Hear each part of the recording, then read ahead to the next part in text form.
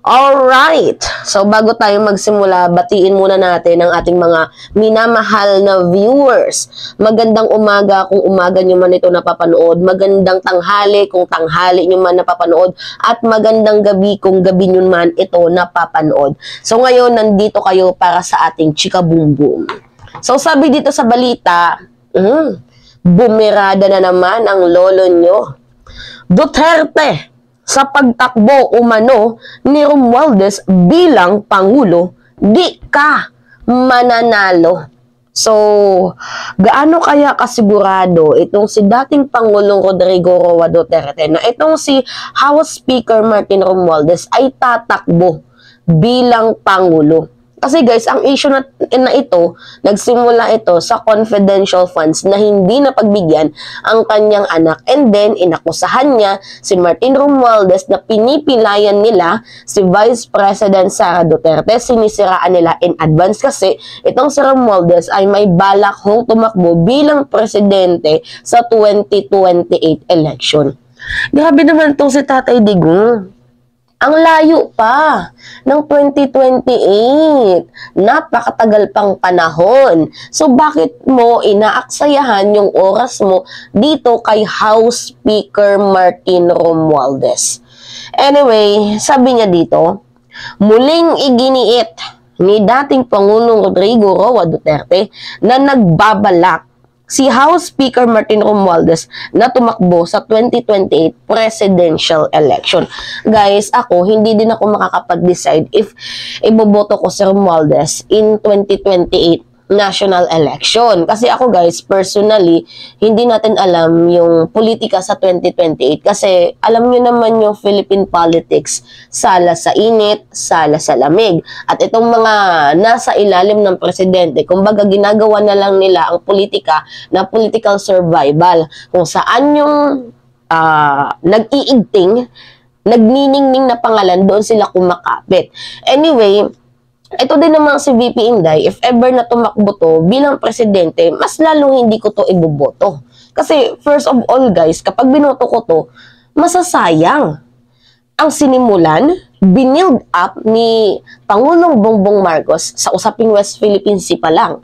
Diba? Sayang ho yung mga nasimulan ni Pangulong PBBM. Baka matulad tayo dito kay GMA, kay Gloria Macapagal Arroyo na ginawang bulok ho ang bansang Pilipinas. Although meron din namang mga mabuting ginawa si GMA, pero most of the time, ang ginawa niya ay hinanakit lang sa ating bayan. So, ito din kasi yung pamilya ni VP Inday, medyo may pagka-manipulative. At beside, hate na hate nila ang Amerika. To the point na tinutulungan na tayo ng bansang Amerika tapos minamasama pa nila. And then syempre, diba, sa usaping West Philippine Sea, sayang naman ang napaghirapan ng ating mahal na Pangulo tapos ibibigay lamang ho dito sa mga Chino. Sayang naman, kawawa naman yung ating mga magsasaka. Kawawa ang AFP natin, kawawa ang PCG natin, kung gayoon, kung mananalo itong si Vice President Sara Duterte. Pero guys, we do not know sa 2028. Malayo pa. Bakit ito pinag-aaksayahan ni dating Pangulong Rodrigo Roa Duterte? Talagang obsessed na obsessed siya dito kay House Speaker Martin Romualdez. Nang dahil lang talaga sa confidential funds, naghihimutok ang lolo nyo. So, sa isang panayam sa gikan sa masa, para sa masa, ng SMNI nitong Miyerkules ng gabi, November 15, muling sinabi ni Duterte na ayaw niyang tumakbo bilang susunod na Pangulo ng bansa ang kanyang anak na si Vice President Sara Duterte. Ganyan naman yan si Duterte, ayaw niyang patakbuhin ng kanyang anak pero pag tumakbo, sinusuportahan niya. Diba? Nakakaloka. At saka, imposible naman na hindi mo yan patakbuhin bilang presidente kasi talagang mapuputulan ka ng isang paadyaan. Wala ka ng matinding kapit. Nako, malamang sa alamang, sinasabi niya lang niya na hindi tumakbo pero we do not know the Philippine politics in the 2028 election. So, ngayon kasi, ang ginagawa ni dating Pangulong Rodrigo Roa Duterte, sinisiraan niya si Romualdez. Ang akala niya ata, makakabuti sa politika ng mga Duterte ang paninira niya. Ang nangyayari, nagiging mabantot lamang ho ang kanilang pangalan. Kaloka? Okay. Sabi niya, huwag kang mag-ambisyon, Inday. Anak kita, ibigay mo na yung bayan sa kanila and let us see what will happen to this country. Ay, nagbanta ang lolo. Pero napaka-double standard, no? Ayaw niyang patakbuhin si VP Inday, pero kinukontra niya si Martin Romualdez. Diba? Ay, nako. Ulyanin na talaga tong lolo niyo. Kayong mga Pilipino, Romualdez, gustong tumakbo na presidente. Bumoto kayo, mag-experiment tayo. Ikaw, Romualdez, ako na ang magkampanya sa'yo. Sa pagsasabing plastic na salita. Ako na magkakampanya sa'yo. Ngayon na, mga Pilipino, subukan nyo si Romualdez na pinsan ni Marcos, na anak ni Senior Marcos. Sige, botohan na ninyo. Pero guys, ito yung catch dito. Samantala, sa naturang panayam ay sinabi rin ng dating Pangulo na naniniwala siyang hindi mananalo si Romualdez kapag tumakbo ito bilang presidente sa susunod na election. Double standard, no? Kinakampanya niya si House Speaker Martin Romualdez at ayaw niyang tumakbo si VP Inday, at the same time nilulugmok niya din ang pangalan ni House Speaker Martin Romualdez. So ngayon guys, malayo pa yung election pero nagpapatunog na itong mga umuugong na pangalan. Si Raffy Tulfo, tatakbo daw bilang presidente. Narinig ko lang din guys sa isang vlogger, nakalimutan ko na yung pangalan, na bagay daw magpresidente si Robin Padilla. Ha?